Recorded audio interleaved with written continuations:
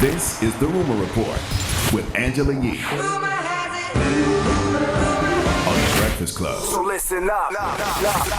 So DJ Khaled was on CBS this morning. He was talking to Gayle King, and of course, he was talking about his new album, and he was talking about working with Nipsey Hussle right before his passing.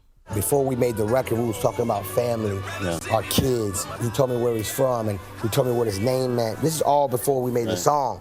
And we was talking about entrepreneurship and us as leaders, how we, beautiful stuff. And then while we was walking to the studio, I was like, man, one day, man, you should put that in a song, because it was really special. And my favorite artists like Jay-Z and Biggie and Pac, they always, told their life stories of their upbringings and where they come from in a special way that you felt. And I call that big boy rap, and that's what Nipsey Hussle is, big boy.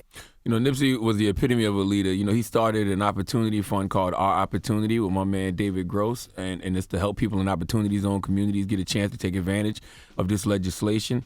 And I'm a part of it, and we was on Capitol Hill yesterday advocating for it, meeting with members of the CBC and lawmakers, and of course Nipsey would have been there because that was his vision.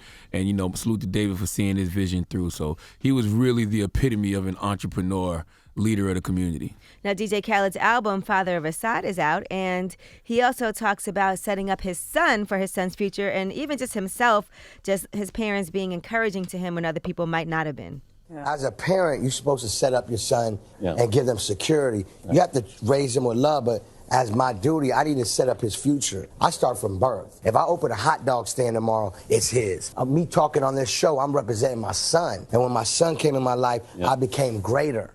He also said his son woke him up in the morning, the day that his album came out, and was hitting him and saying, "We the best, we the best." He said that's the first time his son ever said that. Well, first of all, he didn't tell no lie. Your kids do make you better, and that is the top 3 most terrifying things that you can go through as a parent, to be laying in your bed and then to have your child just wake up and your child is either just standing over you or waking you up. You ever had your 3-year-old? I got my daughter 3 now. You ever had her just stand over you? Just be standing at the edge of your bed? Absolutely. Lord, don't do that. The new Child's Play coming out now. Okay, you can't. You little toddlers got to be careful. All right, I'm serious. The new Child's Play movie coming out. Now let's talk about Jeannie Mai. Now she has her YouTube series called Hello Honey, and she discusses her own situations growing up and being touched by a family member.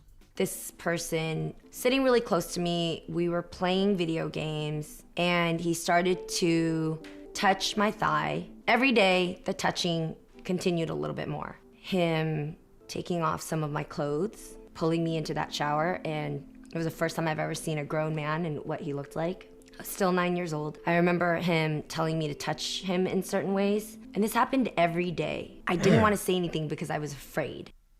Now her mom was sitting by her side, and she talks about not speaking to her mom for a long period of time, and that was basically the reason why. Now there was years that went by of this happening to her, and she did try to tell her mother. So I went to my mom, and I said that this person was doing things to me that gave me nightmares. You looked really confused. I told you that he took off my clothes. Yeah, and then I don't believe it. That's my reaction. I don't believe it all, because his parent is divorced. So my father bring him to our house, and then he was baby, He talked to me, he respect me, he very sweet, he really nice.